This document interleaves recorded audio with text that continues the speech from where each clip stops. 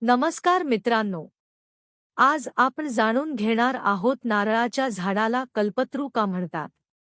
भारतीय संस्कृतीत कल्पतरू म्हणजे इच्छापूर्ती करणारे झाड.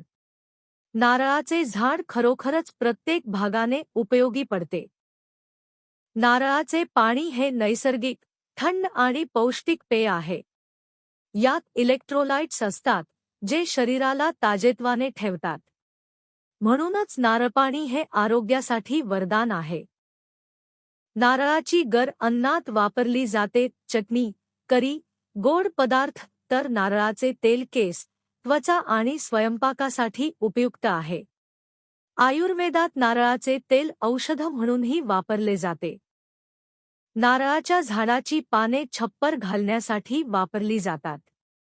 खोडापासून फर्निचर तयार होते. कवचापासून हस्तकला वस्तू बनतात. तर सालापासून दोर, चटई, गादी तयार होते.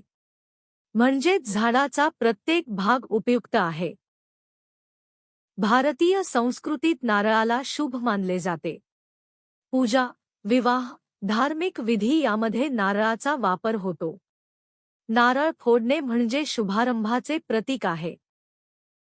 कल्पतरू म्हणजे इच्छापूर्ती करणारे झाड. जसे कल्पधेनू गाय मनुष्याला पूर्णपणे उपयोगी पडते, तसेच नारळाचे झाडही प्रत्येक भागाने उपयोगी पडते. म्हणूनच त्याला कल्पतरू म्हणतात. निष्कर्ष. मित्रांनो, नारळाचे झाड हे निसर्गाने दिलेले वरदान आहे. अन्न, पेय, औषध, निवारा, उद्योग, सर्व गरजा पूर्ण करणारे हे झाड खरोखरच कल्पतरू आहे. म्हणूनच भारतीय संस्कृतीत नारळाला इतके महत्त्व दिले जाते.